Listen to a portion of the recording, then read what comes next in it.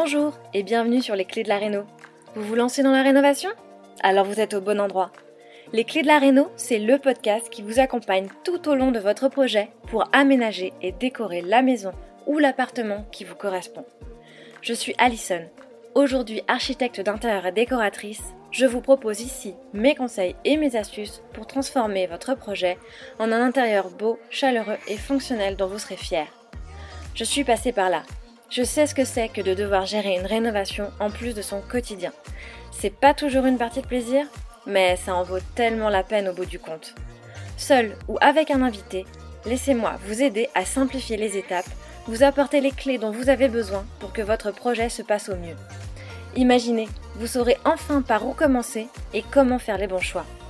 Retrouvez-moi aussi sur Instagram, c'est tout simplement les clés de la réno podcast pour encore plus de partage et de retour d'expérience. Allez, on y va ?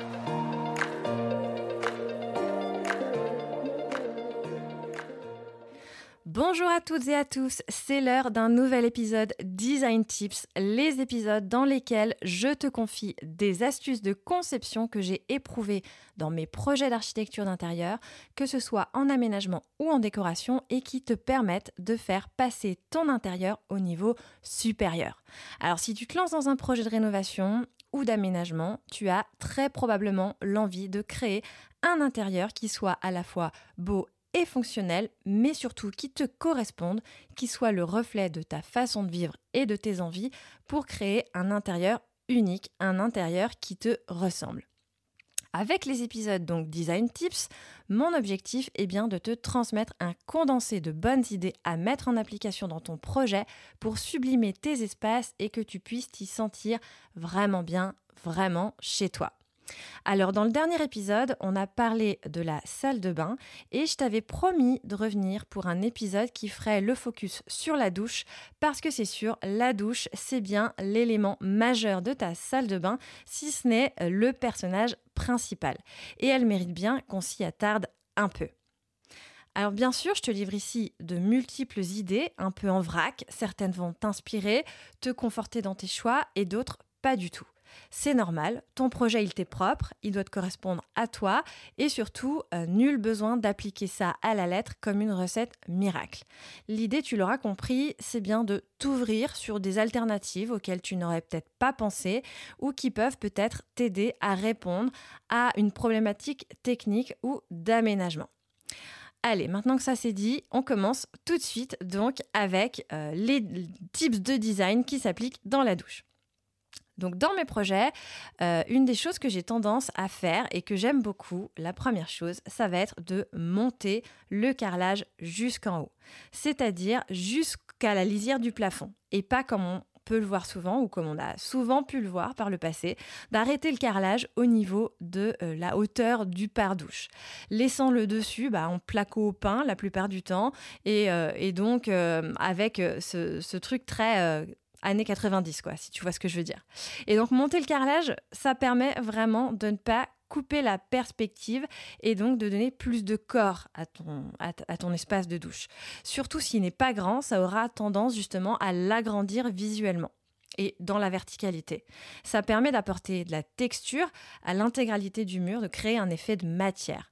Et d'ailleurs, j'aime aussi souvent appliquer cette méthode, cette astuce à l'entièreté d'un mur complet, donc d'apposer du carrelage sur toute la hauteur, sur l'intégralité du mur, que ce soit le mur de la douche ou que ce soit un autre mur dans la salle de bain, mais pour les mêmes raisons, je trouve vraiment que ça va apporter du cachet à ta salle de bain parce que, on a cet effet de texture.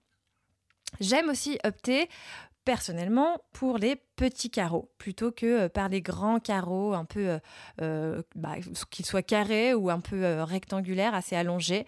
Et moi, effectivement, je préfère les petits carreaux comme des éliges, des formats plus allongés mais plus petits et ou encore de la mosaïque ou même du 10 par 10 tout simplement. Et plutôt que des grands carrelages qui n'auront justement pas cet effet de matière, qui vont être très lisses et qui vont avoir très peu de joints. D'ailleurs, les joints, puisque tu te poses probablement la question de la couleur de tes joints, souvent, pour définir la couleur de ces joints, il va y avoir deux critères, l'esthétique et le fonctionnel. Ici, le fonctionnel, naturellement, c'est l'entretien. Alors, si tu cherches des joints faciles à entretenir, c'est sûr, je vais te recommander d'aller plutôt sur des joints foncés qui sont moins salissants. Encore que, malgré tout, il ne faut pas se dire que c'est parce qu'ils sont foncés qu'on n'y verra rien. Même sur les joints foncés, on aura toujours des traces de calcaire. Mais c'est vrai que, malgré tout, ils sont quand même un peu plus faciles d'entretien que des joints blancs qui vont plus rapidement et plus facilement marquer si tu n'entretiens pas régulièrement ta douche. Il faut le savoir.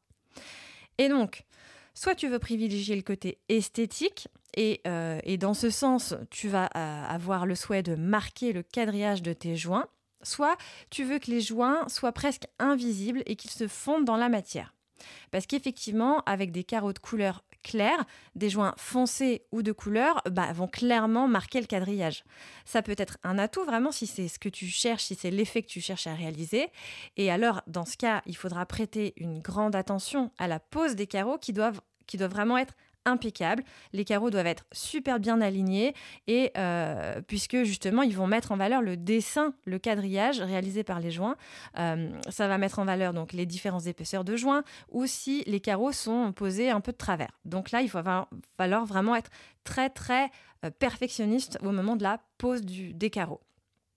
Et personnellement, moi, j'ai tendance à préférer les joints proches de la couleur du carreau, que ce soit foncé ou clair d'ailleurs, parce que moi, j'aurais tendance à préférer mettre en valeur un joli carrelage plutôt que des jolis joints. Donc, avec des carreaux de couleur claire, j'hésite pas à préférer des joints clairs, même si c'est un peu plus galère d'entretien.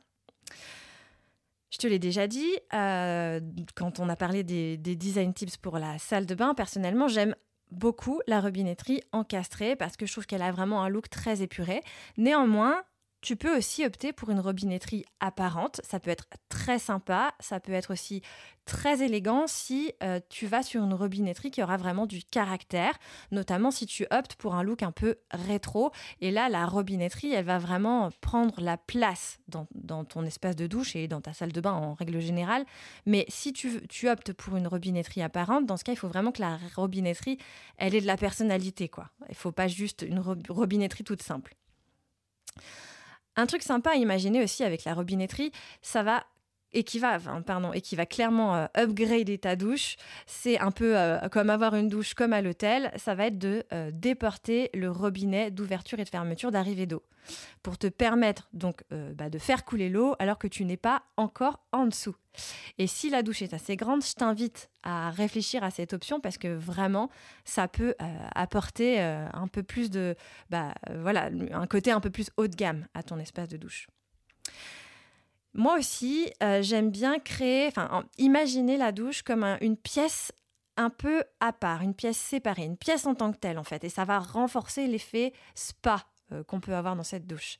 Et donc, à la cloisonner un peu davantage. C'est vrai que moi, personnellement, j'aime pas trop les douches qui vont juste être fermées par des pare-douches, surtout quand on est sur un pare-douche en coin avec un pare-douche perpendiculaire, si tu vois ce que je veux dire. Et j'aurais tendance effectivement à aller créer des cloisons, aller créer des murs pour vraiment renforcer le côté cocon de la douche, le côté cosy. Et dans cet esprit, j'aime vraiment même aussi renforcer ce côté un peu cocon en allant créer juste l'ouverture d'une porte ou d'une double porte d'ailleurs, avec un imposte au-dessus pour vraiment avoir l'impression qu'on rentre dans un nouvel espace. Et peut-être que tu peux laisser cette porte ouverte ou même la vitrer. Là, c'est une question personnelle. Ça aura deux effets complètement différents, mais ça peut être sympa l'un comme l'autre. Et ça permet vraiment de scénariser l'espace de douche et pas simplement de la poser là, un peu dans un coin de la pièce. Dans le même esprit, et pour aller encore plus loin, on peut aussi envisager de créer une petite remontée de sol, juste à l'entrée de la douche, tu vois, pour créer une petite marche qui va matérialiser le côté salle de bain et le côté de ta douche. Ça a vraiment l'avantage de délimiter ta douche et c'est également super pratique parce que, évidemment, ça évite à l'eau de sortir. Et si tu as assez de place, tu peux aussi envisager de créer un banc à l'intérieur de ta douche. C'est aussi un moyen tout aussi efficace pour donner un effet un peu spa. Et c'est toujours agréable de pouvoir s'asseoir quand on en éprouve le besoin et quand on est sous la douche. Et ça peut s'avérer d'une grande utilité avec l'âge, ça c'est certain. Et on me pose souvent aussi la question de la fermeture de la douche. Est-ce qu'on installe une paroi de douche ? Est-ce qu'on laisse ouvert ?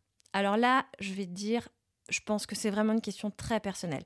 Il est sûr qu'en laissant ouvert, on a plus de courant d'air que si on va mettre une porte ou un pare-douche. Ça peut être hyper inconfortable pour certains, tandis que d'autres vont même pas sentir la différence et préféreront plutôt avoir un espace ouvert plutôt qu'avoir une paroi à nettoyer. Parce qu'on sait que ça peut être super galère à nettoyer une paroi de douche si l'eau est super calcaire, si l'endroit où tu vis a une eau très calcaire. Donc là, effectivement, je ne vais pas te donner de conseils puisque c'est vraiment propre à chacun.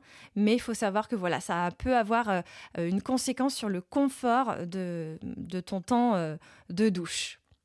Moi, je t'invite plutôt à réfléchir à une alternative plutôt qu'à laisser ouvert ou à mettre une porte, mais qui serait le rideau de douche.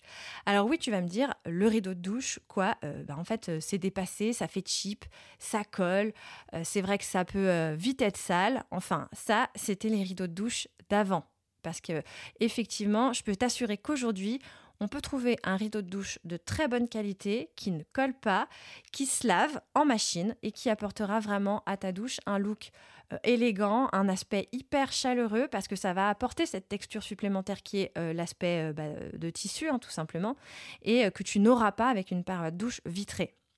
Et pour te donner une petite astuce, effectivement, c'est la marque scandinave Ferm Living notamment qui propose de jolis rideaux de douche dans ce style. Une autre astuce, ça va être de créer des niches carrelées à l'intérieur de ta douche. C'est pour moi un indispensable de la douche pour éviter justement les portants à savon en métal qui rouillent ou en plastique. Et si tu refais ta douche, profites-en vraiment pour créer des niches à la hauteur de ta main, donc en général plutôt à 1,20 m, et qui vont te permettre d'aller poser gel douche, shampoing, savon. À toi de voir donc combien de douches. Est-ce que tu en mets deux peut-être plus petites l'une sur l'autre ou est-ce que tu en crées une grande et large mais la petite astuce, ce sera vraiment de prêter attention à créer une petite pente sur la base de ta niche avec le carrelage afin d'éviter l'eau stagnante. Et enfin, toujours prêter une grande attention à la lumière, même dans la douche. Parce qu'effectivement, il n'y a rien de plus désagréable que de se doucher dans un espace sombre où on n'y voit que dalle. Donc, comme toujours, vraiment essayer de trouver des solutions pour apporter de la lumière, que ce soit de la lumière artificielle avec des spots encastrés, il en existe des spéciales environnements humides, spéciales douches, ou que ce soit avec de la lumière naturelle. Bah oui, pourquoi pas aller poser une fenêtre de toit juste au-dessus de ta douche. Ce serait quand même classe, ça. Un puits de lumière qui va vraiment faire en sorte que tu aies la lumière du jour dans ta douche. Ou aussi aller créer une verrière qui fasse office de paroi de douche pour permettre de bénéficier d'une lumière traversante. Voilà, on est arrivé à la fin de cet épisode dédié à la douche. N'hésite pas à me dire ce que tu en as pensé, si tu as des questions ou si tu as d'autres astuces de design que tu as mis en application dans ta douche pour la concevoir et que tu souhaites me partager. Je serais ravie d'échanger avec toi. Si tu souhaites que je développe un épisode Design Tips pour un autre espace en particulier pour lequel tu te poses des questions, que tu rencontres des problèmes, tu ne sais pas trop comment faire, envoie-moi un MP sur Instagram, je serai vraiment ravie d'échanger avec toi sur le sujet.